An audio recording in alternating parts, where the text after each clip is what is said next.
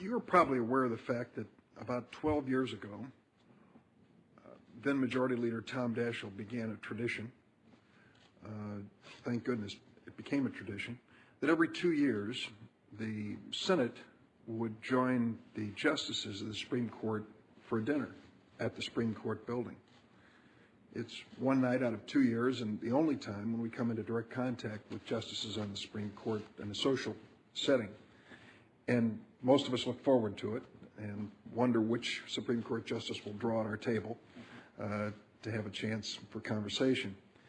And this last time that we got together, I was sitting with Justice Kennedy, and we talked about a lot of things, and I said to him at one point, it appears that I'm going to be chairing the crime subcommittee of the Senate Judiciary Committee, and what kind of issues do you think I ought to consider? And he said, well, I'll tell you what I think, and I'll tell you most Supreme Court justices would probably agree with me.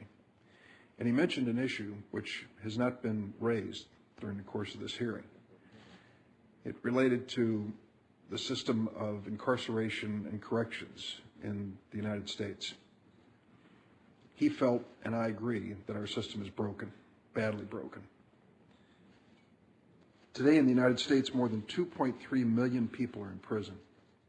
We have the most prisoners of any country in the world, as well as the highest per capita rate of prisoners in the world.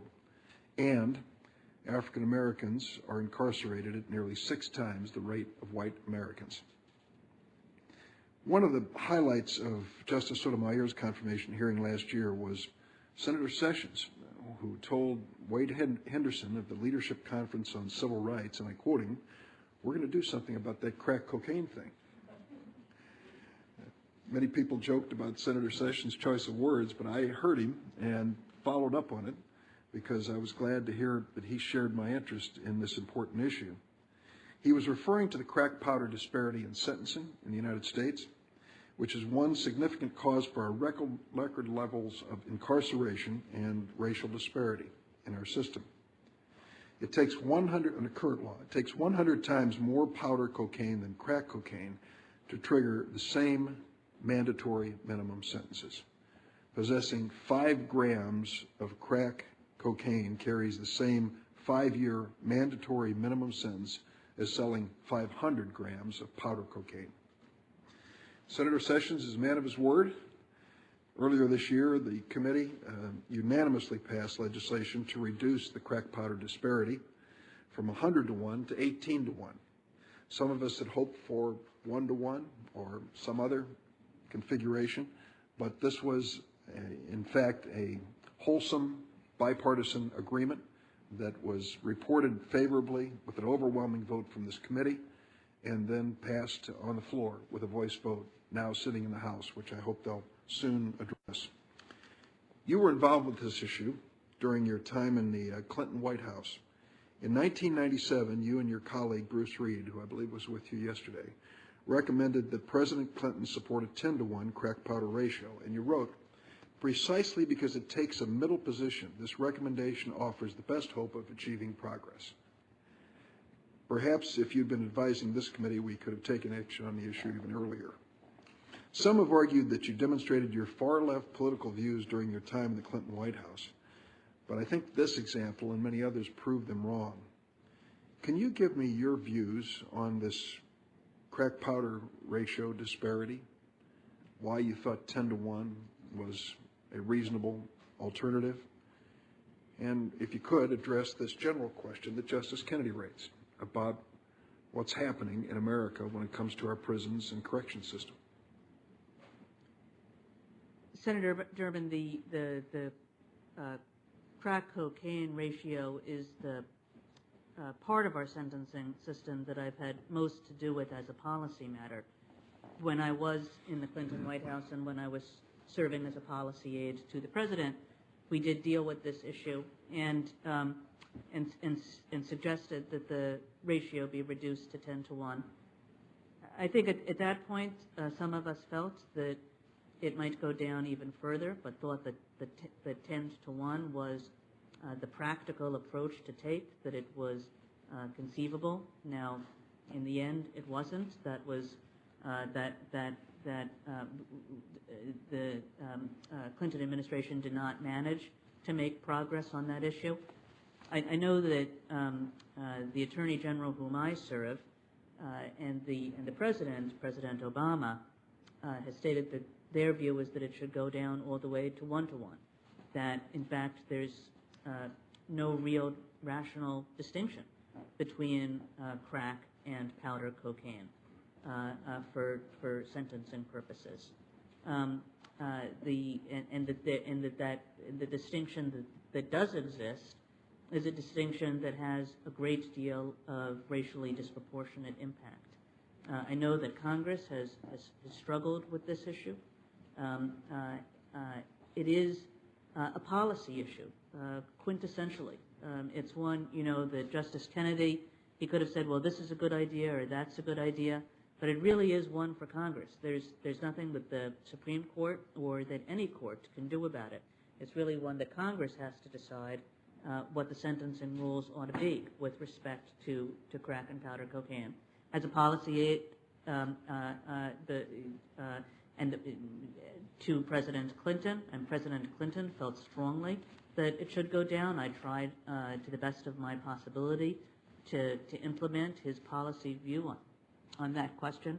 President Obama believes the same. But as a judge, the only thing that would matter would be the actual statute, and unless and until Congress changes that statute, the current sentencing system would be the system that any judge should apply. So go to the broader issue for a moment, and I understand what you're saying. We write the laws, and as a judge, you need to follow those laws. As you step back looking at this system, I mean, in light of your training in the law and all you've done, when you look at our system of corrections and incarceration in this country, and you see the dramatic incarceration of minorities in our country, for example, does it suggest to you that we truly have equality under the law? Senator Durbin, the crack powder distinction is the one that I've dealt with most. There are many that I have not dealt with as a policy matter. I have seen some sentencing issues in my time as Solicitor General, but I have tried very hard during that time to apply the law that exists and to take appeals in the way that appropriately implements that law. I think justices of the Supreme Court are appropriately interested in these kinds of questions. I know Justice Kennedy has taken a deep interest in sentencing issues. I think that that's much to his credit, but it's a kind of interest that I think has to be advanced in conversations of the kind that he had with you, because when a justice sits on the bench, the justice can only apply the law that Congress gives him or her. And it really is up to Congress to decide whether the system that we have is the correct one or whether to change it. I'd like to take this line of questioning to the next level, the ultimate criminal penalty, the death penalty. Because what I found interesting, I'm such a fan of John Paul Stevens, and if you look back at his political origins, we came out of different branches, or from different branches of the Illinois political tree, that's for sure. But in the time that he served on the court, over 30 years in the court, I've really come to respect him so much in the role that he plays, the important role that he plays there. And what I find interesting is a parallel outcome in judicial careers. The first was from Justice Harry Blackmun, and Linda Greenhouse wrote this book that I've quoted from before. And Justice Blackmun, at the end of his career, near the time of his retirement, made an observation about the death penalty, which he had supported throughout his term on the Supreme Court. A case came along, and he had this famous sentence off-quoted. "From this day forward," Justice Blackmun wrote, "I no longer shall tinker with the machinery of death." He basically had reversed his position on the death penalty after more than 30 years of service on the bench, when he concluded that it could not be applied fairly based on his experience and all the cases that had come before him. Justice Stevens had a similar epiphany in the case of Bass versus Rees, and he went through this long analysis of the death penalty and concluded as well that it was cruel and unusual, and he basically said, though it wouldn't affect the ruling in this particular case, that he believed that at this point in his career he could no longer support the death penalty. You've had questions asked of you from this Judiciary Committee when you came before us for Solicitor General about your position on the death penalty. And I think I know what your answer is going to be, and I'm going to give you a chance to put it on the record again. But then I would like to ask a follow-up question about Justices Stevens and Blackmun at the end of their judicial careers. For the record, would you state your position on the death penalty? Well, you're exactly right, Senator Durbin, that this was asked me during my Solicitor General hearing and in the written questions that followed, and I said then what I'll repeat today, which is that the constitutionality of the death penalty generally is established law and entitled to precedential weight. I think somebody also asked me whether I had moral qualms about imposing the death penalty. This was in connection with my Solicitor General nomination, so I think that the concern was whether in any work as Solicitor General I could appropriately make decisions, and I said that I had no such moral qualms and that I could conscientiously apply the law as it was written. Now I'll ask you to reflect on what happened at the end of the judicial careers of Justices Blackmun and Stevens, where after considering all of these death penalties throughout their time on the bench, death penalty cases I should say, throughout their time on the bench, they came to the conclusion that we could not apply this law in a fair way without creating an unfair result. What do you think led them to that at that point in their careers? I don't know, Senator Durbin, and I would be reluctant to speak for either one of them. This is obviously a difficult area of the law, an area in which there are great stakes and where people and judges feel their responsibilities as very heavy, and appropriately so. As I suggested to you, I do think that the constitutionality of the death penalty generally is settled precedent. I think even Justice Stevens agreed with that. He in those comments that he made, he suggested that he did not think it was appropriate to do what Justice Brennan and Justice Marshall had done, which was to dissent in every death penalty case, and he thought that that was inappropriate because of the weight of the doctrine of precedent. When you clerked for Justice Marshall, his views on the death penalty were well known. And can you recall conversations with him on the subject when you were his clerk? Well, they were well known, and Justice Marshall's clerks had as a kind of special responsibility, and Justice Brennan's clerks as well. Clerks carry out the vision of the people for whom they work, and Justice Marshall and Justice Brennan did believe that the death penalty was unconstitutional in all its applications, but more specifically, I think, viewed themselves as having a special role in each death penalty case to make sure that there were no special problems in the imposition of a death penalty, and if there were, to bring those problems to the attention of the rest of the court to make sure that those issues would not be missed or overlooked. And the clerks for Justice Marshall and Justice Brennan, of whom I was one, that was a significant part of the job. And for the record, I mean, your position as you view this issue, if you were confirmed and become the Supreme Court Justice, would be different than that of Justice Marshall? Senator Durbin, it would be, because I do believe that the constitutionality of the death penalty is settled precedent going forward, and Justice Marshall did not believe that. General Kagan, you've been nominated to replace Justice Stevens, who led the Supreme Court's efforts to rein in the Bush administration's claims of executive power. The American people, I think, need to have confidence that you too will stand up for our basic constitutional rights if you come to conclude that the president has overreached. The Bush administration took the position that the president has constitutional authority as commander-in-chief to indefinitely detain an individual who provides support to a terrorist organization, even if the person didn't know or intend to support terrorism. The administration infamously argued that a little old lady in Switzerland could be held indefinitely without trial for innocently making a donation to a charitable organization that she did not know was actually a front for a terrorist organization. You discussed at length with Senator Graham earlier and Senator Feinstein as well. As Solicitor General, you've argued the Obama administration position that the AUMF authorization to use military force permits the detention of someone who provided substantial support to the Taliban, Al-Qaeda, or associated forces, even if this individual is not on the battlefield and has not directly participated in hostilities.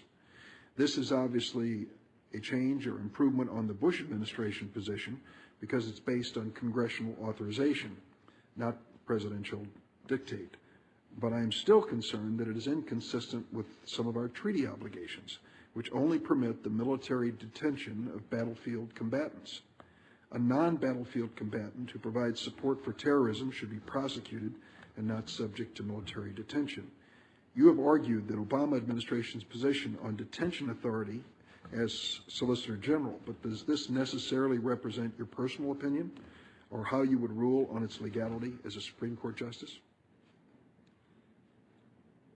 Senator Durbin, I think in general, the positions that I've taken as Solicitor General do not necessarily represent positions that I would take as a justice, and I appreciate your actually suggesting that point in case I haven't emphasized it enough.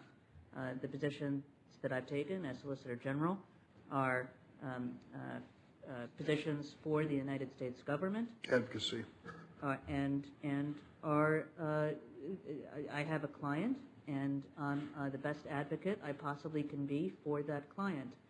And the role of a judge is different from the role of an advocate, and it's important to recognize that. And in this particular area, the Supreme Court has not ruled on the legality of detaining an individual for providing material support to terrorism. Is that not right? The Supreme Court in Hamdi discussed only the detention of enemy belligerents who were picked up on the battlefield. And in Hamdi, Justice O'Connor famously said that a state of war is not a blank check for a president. And the Supreme Court held that with certain due process protections, the U.S. may detain individuals who fought against the United States in Afghanistan as part of the Taliban. The Supreme Court has not upheld military detention in the war on terrorism for anyone other than this narrow class of battlefield detainees, as I understand it. Is that the way you understand it? Yes, your understanding is mine, that Hamdi talked only about enemy belligerents who were picked up on the battlefield. That was one of the concerns I had with the nominations of Justices Roberts and Alito in terms of their interpretation of the law in this particular area. As an appellate court judge in Hamdan versus Rumsfeld, John Roberts held that President Bush's military commissions were legal, even though they were created without congressional authorization, and allowed the use of evidence obtained by torture. The Supreme Court reversed Judge Roberts, holding that the military commissions violated the law. Incidentally, Justice Stevens was the author of that opinion. The Hamdan case was while it was pending, there was an extraordinary effort in Congress to force the Supreme Court to dismiss the case by retroactively stripping the right to habeas corpus from Guantanamo detainees. As Dean of Harvard Law School, you, along with the deans of Georgetown, Stanford, and Yale Law Schools, wrote a letter opposing that legislation. Could you tell me about that position and why you took it at that point? Senator Durbin, I did write that letter, and it was a letter that urged Congress to really the principal point that we were making in that letter was that the adjudications made by military commissions ought to be reviewed in Article III courts. And as Senator Graham and I discussed earlier, Congress did indeed do exactly that, that the initial amendment was recrafted into the Graham-Kyle-Levin amendment, And it was really an extraordinary act of bipartisanship that occurred. I think it was the vote was 85-14, and one of the things that piece of legislation did was exactly what I'm not for remotely suggesting cause and effect, but the letter urged that there be Article 3 review, and the Kyle Graham-Levin amendment provided Article 3 review of military commission determinations. I bring this up because it's come up during the course of this hearing, raised by Senator Kyle and then in your discussion with Senator Graham, and there's one other element that should be mentioned. In Boumediene versus Bush, the Supreme Court agreed with your conclusion in that letter, even before the passage of this Graham-Kyle-Levin amendment. And it held that, holding that it violates the U.S. Constitution to deny Guantanamo detainees the right to habeas. Justice Kennedy wrote for the majority, said the laws and Constitution are designed to survive and remain in force in extraordinary times, and Justice Stevens was the fifth vote in the case, and no surprise, Chief Justice Roberts and Justice Alito dissented. So even before the passage of this legislation by 84-14, the Supreme Court had agreed with the conclusion in that letter that you sent, which I think is a pretty good validation of the point that you were making. I'd like to ask one other area that's come up here a couple times, and my friend Senator Cornyn has left, but I know that his position is shared by many others on the other side of the table on this whole question that comes up at virtually every hearing about this notion of activism and the role of a judge and the Constitution, particularly a Supreme Court justice and the Constitution. And it strikes me there's something missing in this conversation. This notion of a mechanical court and robot judges, it just doesn't seem to me to reflect the reality of our system of justice and our history on the court. And I will acknowledge, and I certainly wouldn't question Justice Cornyn's conclusion that he thinks Brown versus Board of Education had been well hidden in the 14th Amendment for a long time and was discovered in 1954, that it really was the original intention. But for at least 60 years or close to 60 years, Plessy was the controlling case on this and said separate versus equal was acceptable in the United States when it came to our schools. I listened carefully to your answers, and it sounds as if you agree with the concept that we have to stick within the Constitution, but you understand that within that Constitution, different conclusions can be reached. Certainly that's what Brown teaches us, that in that same 14th Amendment, they came to the opposite conclusion of Plessy. So can you, for my sake, could you clarify the questioning of Senator Cornyn in light of that precedential case in Brown? Well, Senator Durbin, I think, I guess I would like to make 2 points and insist that they're not inconsistent with each other. The first point is that judges are always constrained by law, and that the only sources that judges can appropriately look to are legal sources. That judges can't import their own personal preferences or their political preferences or their moral values, that it would be inappropriate to do so, that the role of a judge is to determine as best that person can what the law requires, and then to do that thing. That's the first proposition.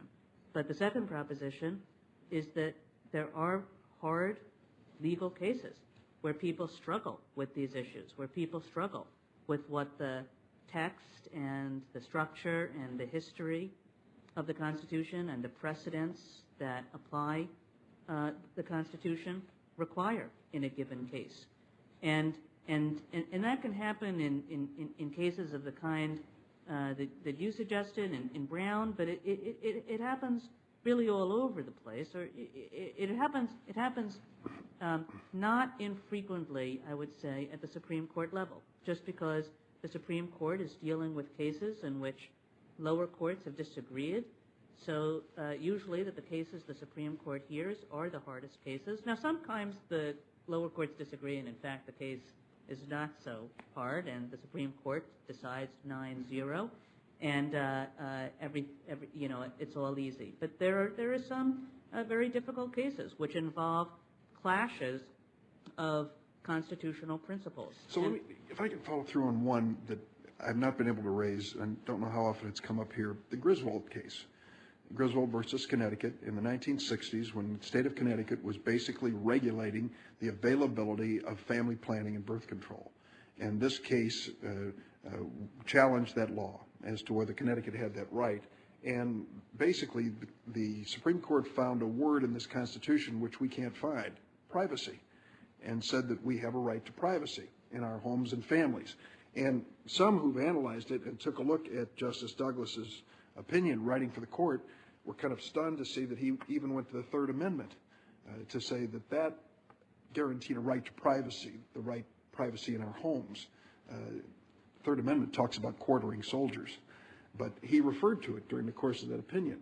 So could you put that decision of Griswold on privacy in the context of this explanation you're giving me?